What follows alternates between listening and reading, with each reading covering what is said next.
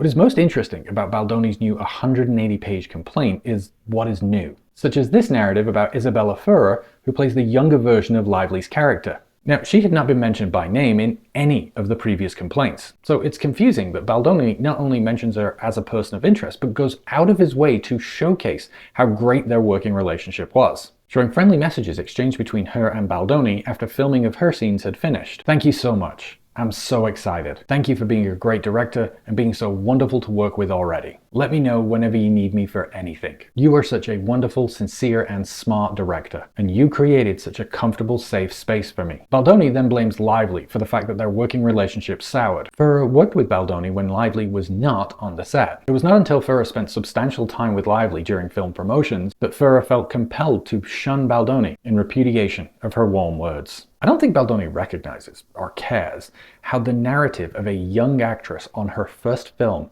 has high praise for her director, then after spending time with actors with more experience realizes he might not be a good guy, is actually super concerning. Remember, Baldoni shared this article about Francis Ford Coppola kissing his actresses with his publicist, saying that he was concerned this is what they wanted to do to him. There's a concern a piece of the story is missing here, and that concern only grows the deeper you go into Baldoni's complaint. Baldoni's response to Lively asking for closed sets and limited access to footage of intimate scenes was that Lively had never asked for a closed set, and that no intimate scenes had been shot, contradicting the fact that Ferrer's scenes had been shot without these protections. And in fact, just a few pages later, responding to Lively's other request that all intimate scenes be covered under a strict nudity rider and that rider also cover Isabela Ferrer as well, Wayfarer informed Lively that young Lily had already filmed her intimate scenes. Baldoni's complaint states simultaneously that no intimate scenes had been shot before Lively's protections were in place, but those protections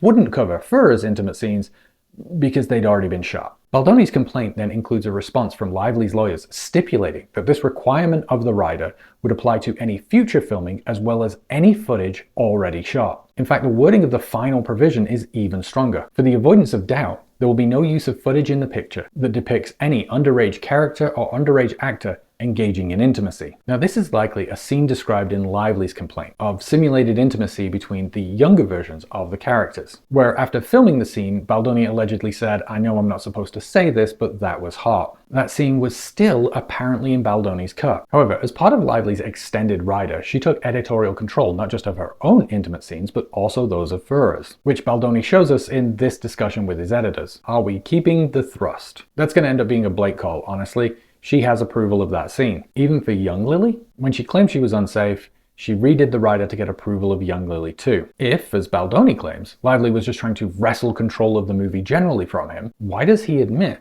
that she seems to have a specific concern for Isabela Ferrer? Why did Lively extend her rider to protect Isabela as well? If, as Baldoni claims, the threat that was being held over him was that he had fat-shamed Lively by asking her weight, would that really be enough to turn the entire cast, his personal trainer and Sony, against him? Lively's legal team has already responded to Baldoni's complaint, saying that it was Sony that had asked Lively to step in and oversee Sony's cut of the film. But rather than address or answer any of these alarming concerns, Baldoni's team deployed an obvious PR stunt dressed as a complaint. They go out of their way to meticulously redact every name through the complaint, and even refer to Blake's mega celebrity friend, only to then drop her name on the next page to ensure they generate plenty of headlines. So maybe, instead of asking, why didn't Lively read the book, or is referring to yourself as Khaleesi a sign of narcissism, when what we should be asking is why is a male ally who claims to champion women's voices working so hard to discredit a woman